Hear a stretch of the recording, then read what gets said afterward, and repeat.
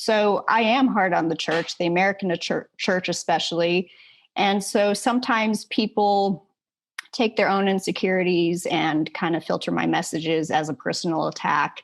So there's been some talks with friends of mine. But I just remember and remind myself constantly that I'm here to serve God, not man. And, Jesus couldn't please everybody. Neither can I. So I'm just going to move forward with, as he leads and stand up truth. And, there's a great book. You may have read it, Live Not by Lies by Rod Dreher.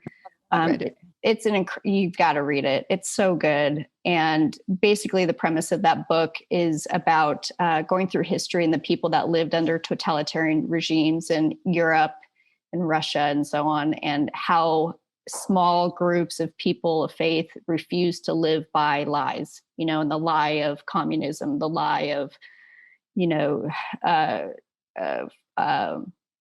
fascism and such. And in doing that, when you put a firm foot in the ground, that's going to convict people who are not. So, I'm sure that sometimes my messages can be a little more gentle, but that's just not, I am gentle, and people that actually know me well know that I am, but I do have strong words. And so I understand how some people that are more sensitive can take things the wrong way, but I'm trying to be genuine and stick to that mantra of live not by lies. So when I see something that's wrong, I'm going to speak out. And unfortunately, because we live in a world that's so wrong all the time, everywhere, I do a lot of speaking out.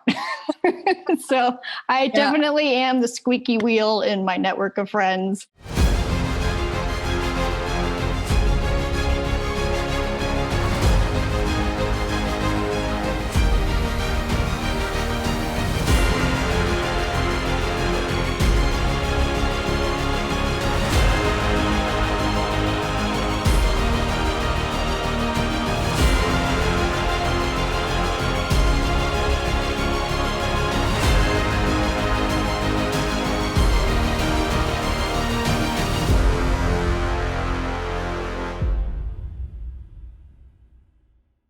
Hey, I'm Barb Allen, and it's a great day to flex your freedom, which is something that most of us took for granted or take for granted or have taken for granted once upon a time in our lives. And I am absolutely one of those people.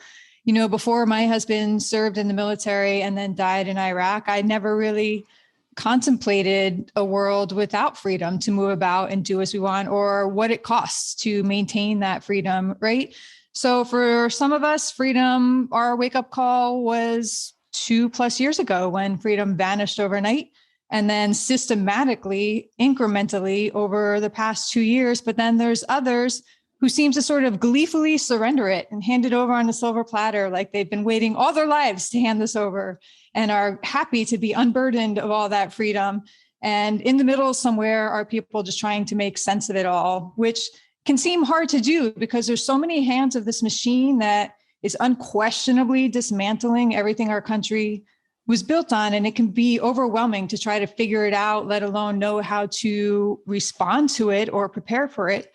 But today's guest has made it her mission to help us all do just that. She offers small, digestible nuggets of solution-based content that we can all kind of get behind and help us break this down and wrap our minds around and feel a little less helpless about everything that's happening in this world today. She's known as Good Patriot, and I am super excited to be sitting down with her today. Katie, thank you so much for joining us. Thanks for having me, Barb.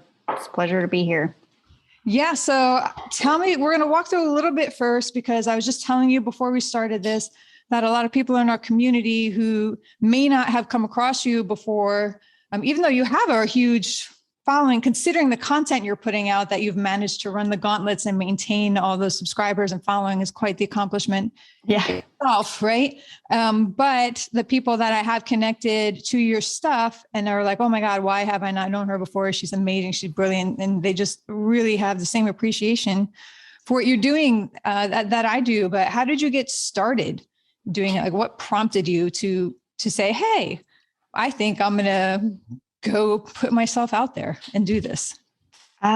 Well, doing videos was never a plan or anything. I guess what ignited the brush fire of freedom in me was that I'm from California originally. So, I'm in New York, so I feel your pain. Yeah. So, before we moved to Texas, I was in a lady shooting league and was just because I was getting more into guns and the Second Amendment and everything. I was more aware of the laws that they were passing in California. I was also, I've always been, I don't want to say anti-vax, but anti 99% of vaccines. And they were passing laws that all the kids going to public school had to have mandatory vaccinations. So we left California, not only because it was just insanely expensive and getting crazy, but also because of these laws that were, being passed. So I had no idea what was coming. Moved out here to Texas, and unfortunately we're kind of starting to see Texas turn purple. But so I had a basic knowledge of what government could be doing to infringe on our freedoms. We have always kind of been down the rabbit hole. My husband and I, since we've been married, we didn't have TV. So we watched a ton of documentaries and YouTube videos and listened to radio shows and all this stuff. So we were kind of well-versed in some other things going on. And basically the videos just came about. I was making funny gun videos, trying to keep up with the boys in the Second Amendment arena, and stuff started changing. And one day I did a kind of a monologue commentary on something regarding freedom, and people really responded to it. And that kind of, I didn't keep doing it because people's response, it was just something, you keep seeing all these things happening. And so I just did more and more, and now it's evolved, and now I'm talking about everything. So that's kind of basically how it all started. It wasn't planned at all, which is just the funny thing. I never thought I'd be doing this at all. No, but sometimes I think the most intense or well-lived lives are the ones that we just say, "Oh, I didn't really see this plot twist coming, but I'm gonna write it out anyway," right? Because yes, yeah, what's the point? And I saw that when I scrolled all the way back through your Instagram. I saw that you started a bunch of years ago, posting about the rustic art that you guys do, which I think is pretty cool, and basic like all Americana stuff, right? So you could tell like that theme was always in you, and then. Eventually you just kind of said, "Oh no, this is what I'm doing now." And then you just kind of went with it, right? It looked like a couple posts, you kind of put your foot in the water there, and then you're like, "Oh no, I'm in, like I'm all in now." So I know. That was the very, very, very beginning of Good Patriot, was selling like vintage and rustic wall decor and home items. Believe it or not, it was a long time ago, but no, everything's an evolution, right? And that's something that you do and you love, and then you just, that's a cool thing. And I think even I talked to our kids who were college age when they were heading off. I'm like, look, if this isn't your path, you have to start and then see where it leads you, right? But you're never going to know where your calling is if you don't start down that path, right? So that's I've been down 5 billion paths and still keep turning. So did you, when you switched your focus a little bit and then started going deeper in, did that have any effect or impact on relationships in your world? Oh, wow. Not immediately, not for a few years. Because it was primarily Second Amendment stuff for probably 2 years. And then, I have a big network of very like-minded friends, which is a huge blessing. But as things have gotten more and more serious, especially in regards to prepping and, I'm Christian, so I talk a lot about faith. I'm very hard on myself, and I have high expectations of myself and others. And so I have recently had some confrontations. I'll give you one example. Last September, my small town in Texas, you think you're safe from these things, had their 3rd annual Gay Pride Parade. And I tried to rally the Christians in my town to show up for God and to share the love of Christ with these people. And it was just the most dramatic thing ever. And all the pushback that I received from people were from Christians. So that was pretty, I won't say shocking, but I guess I expected more of the people around me to understand like the situation. And 70% of the people that were at that gay pride parade were under 18. They were all kids running around saying, I'm a lesbian. And, like, because these kids are searching for something to satisfy their souls. And the LGBTQ community has done a much better job doing that than the church. So I am hard on the church, the American church especially. And so sometimes people take their own insecurities and kind of filter my messages as a personal attack. So there's been some talks with friends of mine. But I just remember and remind myself constantly that I'm here to serve God, not man. And, Jesus couldn't please everybody. Neither can I.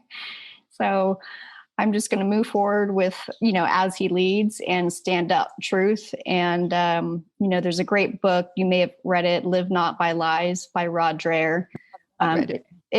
You've got to read it. It's so good. And basically the premise of that book is about going through history and the people that lived under totalitarian regimes in Europe and Russia and so on, and how small groups of people of faith refuse to live by lies, and the lie of communism, the lie of,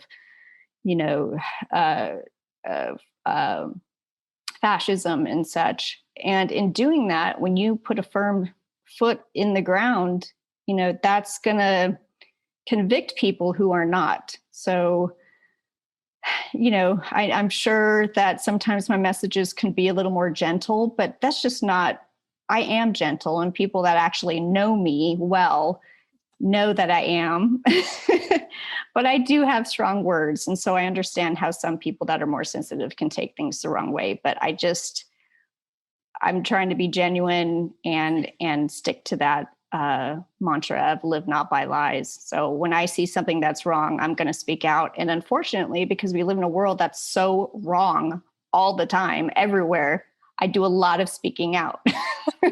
So I definitely am the squeaky wheel in my network of friends. And I'm sure that's a little burdensome to some, but you know what? Oh, well. Yeah. And part of that, I mean, you gotta do you, right? And I'm sure, and I think for me anyway, this is where I've received a lot of pushback when I speak out as well. Cause I think I've seen a lot of your content. I think you're nicer than I am, really. I'm like, oh, wow, that was like really restrained. Cause I just straight up there, I don't have like the purest mouth, let's just say. I have a fairly pure heart, but my mouth, not so great, right? Yeah, I've been working on mine. So I do that. But I think a lot of the pushback, for instance, that I get is when people confuse me addressing an issue or questioning an issue with condemning them as a human being. Right. And so sure. I'm like, no, it's two separate things. Like I'm speaking out on this issue. I don't understand. I want to open this debate or dialogue on this issue. But immediately what I get back is what a piece of human filth I am and all this stuff, because I'm saying this and judging people when you really look at the content or pay attention to it, there's no judgment except for the action, right? Not the human being. But yeah, it's hard for people to separate the two. It is. And that's, what, if they give you an opportunity to explain yourself, you take it and do the best you can, but that's on them to work it out. Yeah, there's only so much time and energy to be spent down the road. And you've pointed that out too, that you're not going to appeal to everybody, but you have to let those go because you want to pay attention to the people that are connecting with your message, which we all do, right? Everybody does. Everybody pays attention to people that connect with whatever their message is. Like that's just who we are as human beings. Right. And so it's just a waste of time and energy and angst to push it any further. I think anyway, but I think you do a banging job of being polite and about it. Every now and then you're like, you'll say something. I'm like, yeah, that's cool. And I get it, but that's just how I am too. I don't like the, come on now, you got this, we can do it. Oh my God, that's irritating. No, I do like to dig a little bit, because sometimes people need a little push and not a violent push or a violent slap like Will Smith or whatever that stupid scene was. But, just, sometimes they bark initially, and push back because it stings a little bit. But, those are the times where I think they go home and they start thinking about it. And if the person's emotionally mature enough to evaluate their own thoughts and why they believe what they believe and so on, I think it has a good outcome. Yeah.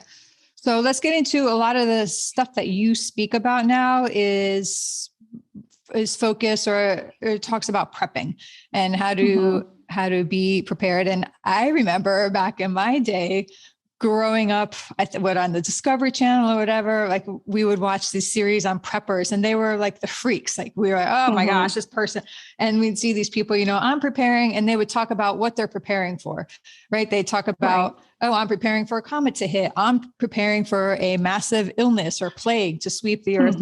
And we were raised in a way, I was raised in a way to think that these people are crazy. And to kind of poke fun at that, like, oh, these people are crazy. Look at these preppers, and they'd go. And I mean, there's extremes on any community that exists has its extremes, right? So people that are a little much, but these were just everyday people who had jobs in town. Most of them, who had jobs in life and had bought property somewhere else and had this place to go to and prepared it. And I remember what a joke we all thought that was growing up. And now I'm like, whew, bet you those people are laughing at like the jokes on us now, right? Yes. They're like, my time has finally come. Yes, I am vindicated, right?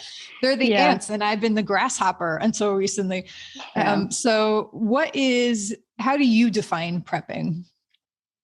I would define prepping as, using the intel that you're getting through your eyes and ears and then filtering it through your brain and preparing for the future. I just released a video last night that addressed the arguments against prepping. And I think where the stigma comes from is, you said, the extremes of, this family or this guy spends his entire life and focus and energy on trying to avoid a nuclear fallout, and that is extreme, but there's nothing wrong with having a couple months of food and water in your house. I think the prepping stuff originated with me again, because I'm in California. I grew up under the threat of the big earthquake that was going to be, a 10.0 and this and that. And you always had to have, we had backpacks in our car. We had, everything in the house was, hunkered down more because we had several big earthquakes when I was growing up and as an adult. And you always had to be prepared for that one disastrous one. So I had a background in that. And then when you see things happening, even Joe Biden admitted last week that we're going to have a food supply crisis. He didn't even pretend. He didn't even. I know. So when the people that are trying to deceive you are even saying this is coming down the road, I know they're blaming it on Russia now instead of their own, plans, but that's probably another interview. But the World Economic Forum, the articles coming out about fertilizer shortages, avian flu, they're culling, millions of chickens around our country. I understand that if you're watching mainstream news, you're really not going to hear about these things too much. But I guess what frustrates me sometimes is when you have people in your life that are paying attention and they're trying to warn you. I do have friends that they think I'm crazy and everything. They don't think things are going to ever get that bad. And I addressed it in my video, and also the stigma that you were speaking of, it comes from a misunderstanding of correlating people that are just trying to prepare for their family, and to take care of people that can't help themselves in the days coming, with people that are like obsessed with self-preservation and make prepping their everything. And there's a very happy medium in there. Yeah. But we all prep in some ways. And that's where I think too, we all need to, I think if the past couple of years have taught us nothing, it has it should have taught us to do a little more self-reflection and open our heads up a little, because, I'm in New York State, not the city. New York State is, rough enough, but forget about the city. And anytime there's a forecast of snow here, the grocery stores are mobbed. Right. And like, when you break it down, everybody there is prepping, right? They're prepping in some version to ride out this awful storm and make sure we got enough milk and bread and booze and toilet paper for 2 days, of no power. So I think if people would kind of take a beat for a second and just break things down into the logical nuggets, which is why I love what you do so much, because you'll like dial in on one thing. And I saw that video you're referencing where you talked about the pushback against prepping. And I was glad to see that, because I imagine it's one of the most common walls you run up against are those objections, right? So I think that's it. I think people need to just kind of take a beat and realize that we all prep in some way. And then once you take the stigma off of it, you start to realize the logic behind it. And you're like, oh, that makes sense. And I think if we all sort of did that, then it would be better for everybody as a ripple effect. If we all could drop some of that anxiety that we're carrying, thinking, oh my God, if something happens, I'm not prepared for a week or 3 months or 6 months. But did any of your friends who think you're crazy now for saying like, hey, X, Y, and Z could happen, did any of them or have any of them said anything about, did they think that the world could be locked down for 2 years, and before it happened, would they have said, oh, that'll never happen? And then, are they surprised that anything that's happened has happened, like Canada and Australia and even here with the mandates and all that crap?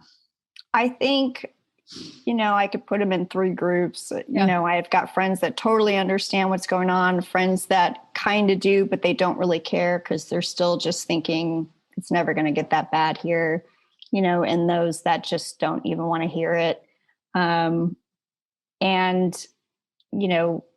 You just try your best, and then you just kind of have to put it to the side and not worry about it. But yeah, I don't know. To me, we had the initial few months of the shutdown, me and a lot of my friends actually never changed our life. We continued to socialize as normal, but they saw the empty grocery store shelves and that they couldn't get eggs for a couple of weeks and toilet paper and this and that. And then last year we had a freeze here in Texas that basically we were trapped in our house for like 5 days, and most people didn't have electricity. It was extremely cold, just kind of a freak weather event. And even that, it just boggles my mind sometimes, is like, okay, we just went through the whole scandemic thing and then the freeze, and you still don't see a need to have how about just a couple of weeks of food? I mean, that's not even that much. So it's, like I said, it's frustrating, but I can't, you lead a horse to water, but you can't make them drink. Right. So if they don't want to prep, that's fine. But, as I said in my video last night, if you think you're just going to come to my house or somebody else's house that has been, financially and time-wise sacrificing to do this, and just, because I'm a Christian, I'm going to just give you my food. Well, that's fine, but that food may cost you. I mean, I'll be real with you. I have friends that are very wealthy who will not prep. And if they want to come to my house for food, then they can barter for it. Because I don't have that much food. I mean, honestly, it's not like I have 5 years of food stored up. I don't. So I don't know what people are expecting of me, but I'm willing to help people that are willing, or that can't help themselves, that physically can't or financially can't. Not my friends who are beyond wealthy, much more than I am, and just refuse to do it because they're like, that's silly, or I don't want to waste my time doing that, or I don't want to spend money on that right now because I'm saving for, to buy a new car or something. That's, right. That's your choice, but choices have consequences. And I don't know. I think even as Christians, we do struggle with the idea of wanting to help, but also, God is love and God is also justice. Right. Right. So you gotta realize like, all right, well, yeah, I'll give you, a week's worth of food, but maybe I'll own your car at the Right. I may not charge you that much, but you know what I'm Yes. saying? Like, Yes. it's Or not, all the gas in your tank goes into my tank or something like that. Right. Like there has to be yes, there is going to some be an kind of, exchange for those that refuse to do it, even though they knew and they could do it. So I think that philosophy actually trickles out into all of life too, right? Like you can't just walk through life expecting other people who have worked hard and achieved something while you haven't to just hand over everything they've worked for all their lives because you want it, right. unless you're AOC. Like, I mean, Yeah, I know. unless you're, Speech. unless you're a fan of hers, and then Yeah. that would seem to make perfect sense. Right. So Yeah. you've said in at least one of your posts that you did that to be chosen to live in this time is an honor. Can you tell me, expand on that? That whole one really just got me, and I could see how connected you were to that one in particular, and how it just moved you to say this. And I think, I don't know, that's one that got me too. So can you just expand on that a little bit? What you mean when you say to live in this time is an honor, to be chosen to? Yeah. Yeah. I mean, that the foundation of that statement is faith-based. But in hard times we find out what we're really made of, what is our character and what are our strengths. And, a lot of people have gone through their lives and never truly been really tested. We all go through hard times, the death of a loved one and loss of a job or this and that. And that's normal in life. But to be chosen to live in a time where literally the world is like crumbling in every direction, it's very overwhelming. So, but when you have, and it doesn't mean that I don't have moments where I have a good cry or I don't really get scared, but I get like frustrated that I can't just pursue normal dreams. You know what I mean? Like that life is probably going to be so different going forward that I may never get that dream property, or I may never, do this or that, because we're going to be fighting for our lives.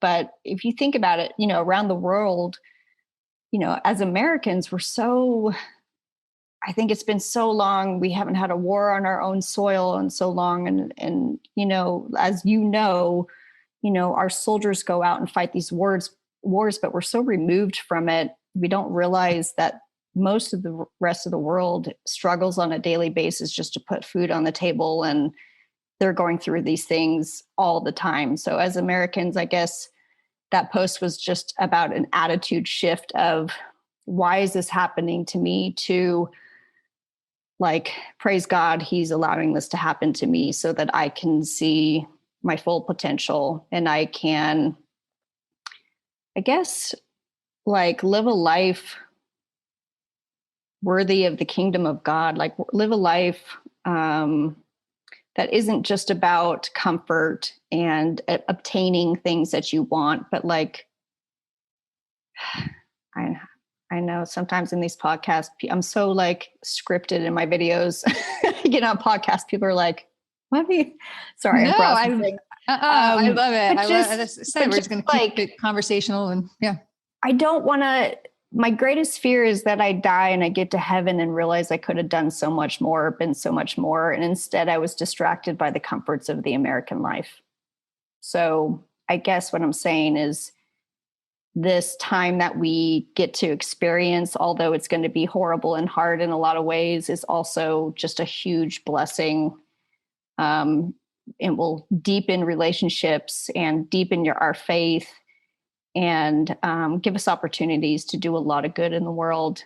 So I look forward to that, not with excitement, but just with like, like I said, just like, thank you, God, it's an honor. Like, thank you for not letting me go through the American life without testing.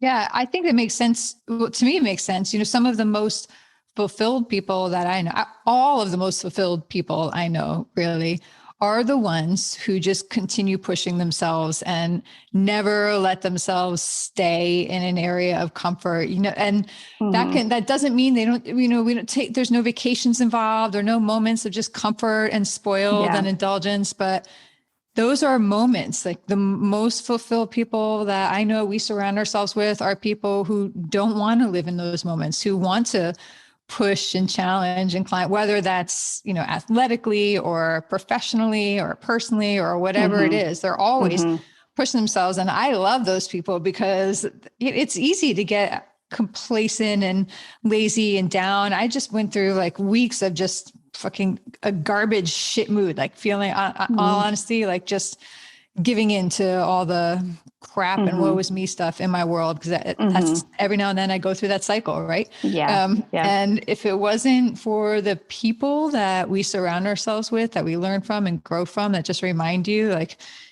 put a time limit on that, like flip that timer over and then get your ass up and get back and push yourself harder. I don't know. I think we're all better when we're not comfortable to some degree. Absolutely. And, it's like going to a party. Sometimes I get annoyed meeting new people or going to somebody's birthday party and you're not going to know anyone really. And you have to make small talk because it's like the conversation is going to be surfacey. And I just hate that. You want to talk to someone where you're like digging in deep about things that matter, not like, so what do you do? Oh, well, I educate people about prepping for the apocalypse. Oh, that's sweet. Okay. Nice meeting you. Yes. I actually just cringed inside when you were describing those conversations. So yes, I just instantly, my body just rejected them. So yeah. Or how do you deal with them? Well, I mean, it's just like, and I don't want to look at teenagers because there's some teenagers that are awesome, but we look as adults, we kind of look at teens like they think they know everything, but we know they actually don't know anything. Like they may have gone through a couple seasons of hard times, but they really haven't experienced life or long-term loss or like what it's like to work 65 hours a week or, so I guess I don't know how I deal with it other than just, I want to be nice and I don't know. I can say this, and a lot of people, I've always gravitated more towards hanging out with guys than women. And that doesn't mean that I don't have some amazing women in my life that I have really great conversations and deep conversations with. But as a whole, men talk about more interesting things that I like because women are, they're talking about something regarding cooking, or I don't like this teacher in this school teaching my children, and they're gossiping or doing this and that and talking about just really frivolous things. Not that, a bad teacher is a frivolous thing, but, just very surfacey things. Women tend to be like that at like group events where if you go to the guys, they're talking about like survival and like shooting, like guns. And I don't know. The conversation's different. And I think sometimes, women misunderstand that I gravitate towards hanging out with men more, but it's just because I want the deeper conversation. Like, I don't want to sit there and talk about like paint colors and blah, blah, blah. Not that there's not a time and place because I love home decor, but it just is what it is, but you get to choose who you spend your time with. And, just like you had that kind of dark season where you were just in a really foul mood and everything. It's like, I do that too. But again, it's just like about, okay, why am I thinking these thoughts? What's bothering me? And, in those times I basically go into a room and I shut the door and I just like unload to God. I tell him everything I'm pissed about. I tell him everything I'm concerned about, that I'm frustrated about, angry and this and that. And I just like have a good cry and let it all out. And it's like, okay, all right, pick yourself up, get back on it, do it again. And I think people have to allow themselves to have those moments. And it's very real. And that's what I want people in my life to be. I want them to cry. Like, I don't want them to, everything's always so great. Oh, she's always so nice. But it's like, I don't even know her, like, because she doesn't share the meat, and I think life in relationship is about meat, not fluff. So yes, totally agree. When you have friends like that, they're a blessing. Yes, I do. And there's a core group, and my sons, I have 4 boys that I raised, and they used to say to me, Mom, they're like, your friends are more like dudes than chicks. Or if they would see me get dressed up to go somewhere, they'd be like, why are you trying to look like a girl today, Mom? They would know I was leaving. I had to go do something professional. So like, they get it. And it's the same thing. And I don't know what it is either, but I do have some good female friends as well who I adore, but they've been like hardcore. Either I call myself an acquired taste, you either learn to love me or you just never, ever, ever do. And the ones that do, they're my ride or die. So I hear you. Yeah. Yeah. All right. There are some things that I'd like to get into as well. What is the Transition Integrity Project? What was that for people who may not have heard of that?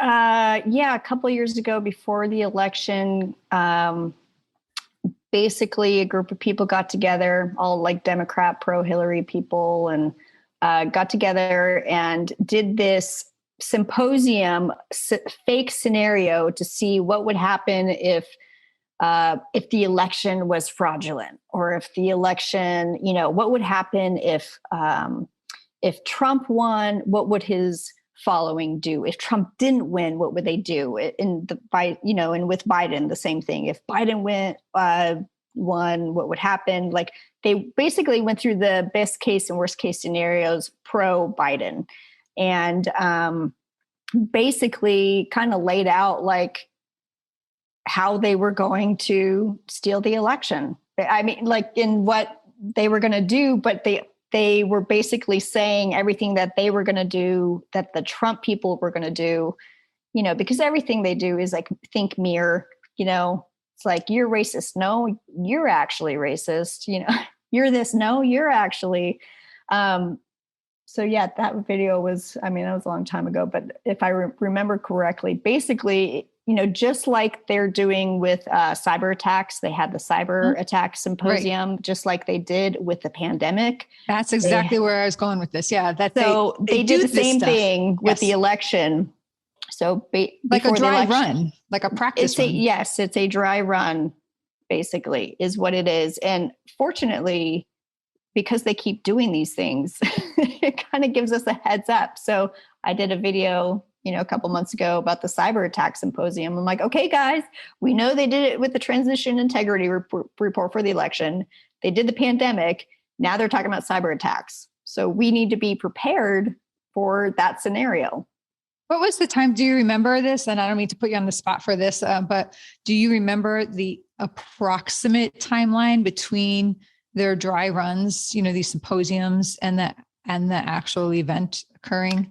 I think the pandemic was only like 4 months. I thought it was pretty soon too. And then the Transition Integrity report, I think, was about the same. The cyber symposium, I forgot what it was called, but it was World Economic Forum, Klaus Schwab guys. That was a little longer. I think that was at least 6 months ago. Right. But I expect there to be a lot of real and fake cyber attacks going forward. I don't think it's just going to be one big one. I think there's going to be a lot of, especially now that we have Russia being blamed for everything and they're known for their cyber attacks. I think that they're going to use that. I would be shocked if we don't have something happen by the end of the year. But people have to think about, okay, well, what does that mean for my daily life? Well, okay, cyber attack. I don't know if the whole internet would go down because we have no idea what it's going to look like. But if the internet was down, well, personally, like, I can't conduct business, meaning I can't make money. I can't communicate with my followers. If that's the case, I can't. A lot of people can't make money. You can't order things from Amazon. You can't order things online. You have to have a local supplier. You can't do baking online. You have to kind of like, if this happens, then this. You got to go take 10 minutes out of your day and think about what that means. And then you can prepare. You can't prepare for everything, but all right, well, if I can't make money for a couple weeks, then do I have enough money here at my house to pay my bills and buy local food and so on? So, yeah. Yeah. Or are you going to wait for your stimmy to come in the mail, your free money? Yeah, I took my stimmy they gave me and I bought a gun and gave it away. Amazing. Like, I love it. What do you think? Did you hear Newsom's latest, since you're a California girl, his plan to send out $400 debit cards to car owners? Oh, no, I haven't heard. That's his latest. He's going to send out $400 debit cards to every vehicle owner, and he'll do it for up to 2 vehicles for you. Mm-hmm. And this is to offset the price of gas. To kind of, that's nothing. I mean, like, I just think if some family members, they have a truck and I'm like, that's 1 week. I mean, that doesn't make up for months and months. I mean, it's stupid. Just like the stimmy for the pandemic, not that I'm for stimmy, but it's like, everyone said, you've probably seen memes. It's like, we just gave $14 billion to Ukraine, but we gave $1,200 to Americans and shut down half of all businesses that closed during the pandemic are not going to reopen or did not reopen. You think that's a consolation? Screw you. Yeah. One, I don't want to rely on any of your stimmy. I don't want it. But it's like crumbs to the peasants. Yeah. And that's what they think of us.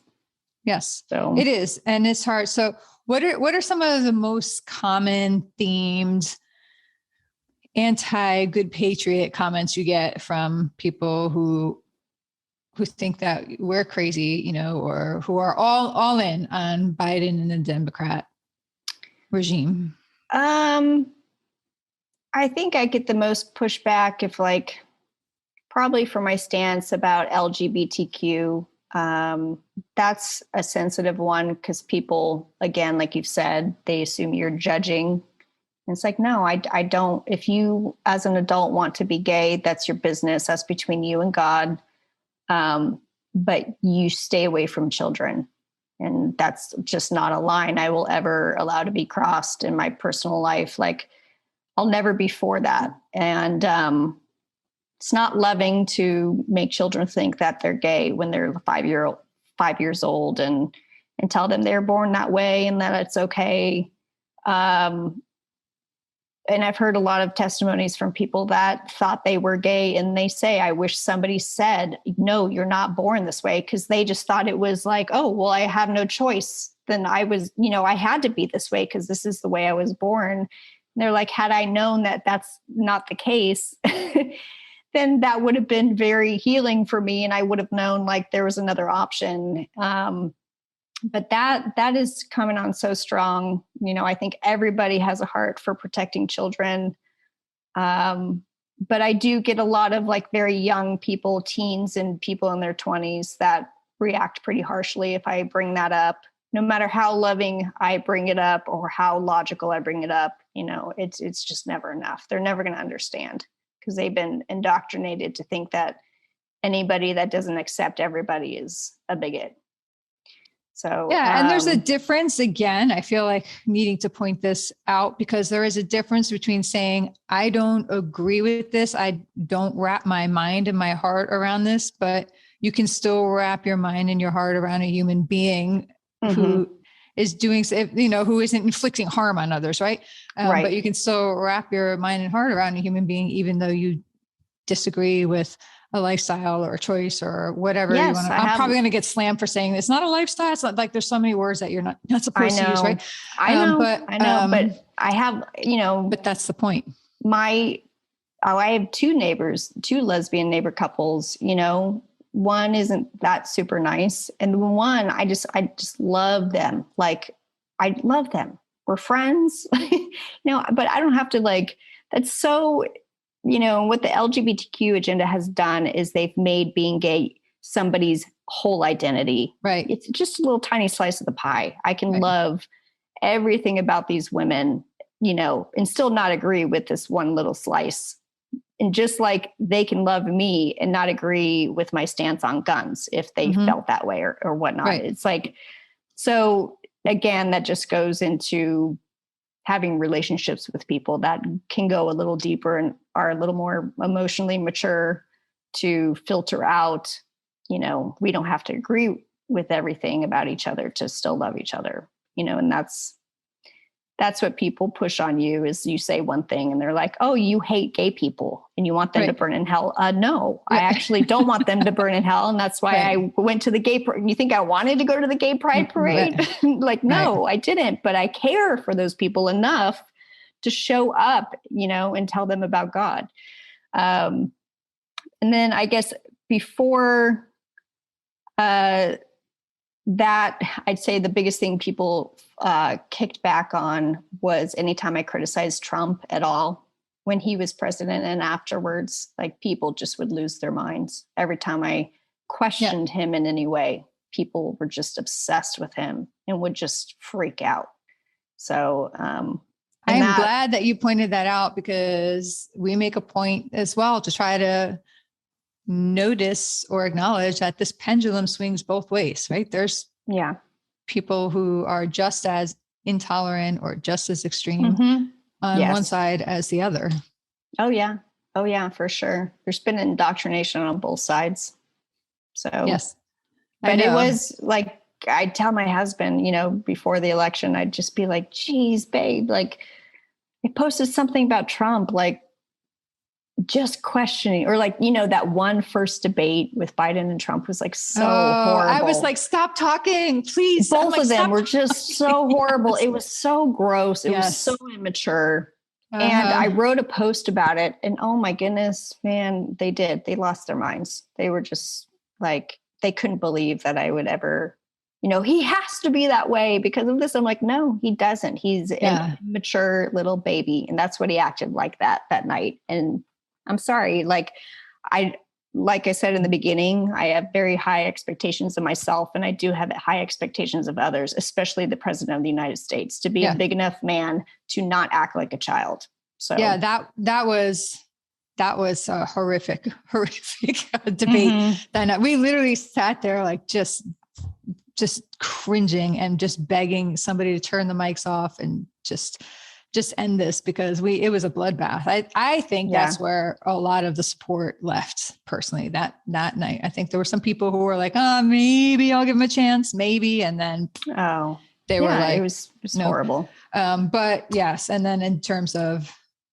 how it all went afterwards, that is a whole other can of worms. But I question all of that. I went there January 6th. Like I was in DC because I wanted to see it for myself because I knew that something was going to happen and that it would be grossly misinterpreted or misrepresented. So I could not have guessed what that something was going to turn out to be, but it was in fact grossly misrepresented. And I think we all need to do that. We all need to kind of experience things or dig a little deeper or get firsthand knowledge instead of just swallowing what we're fed. Right.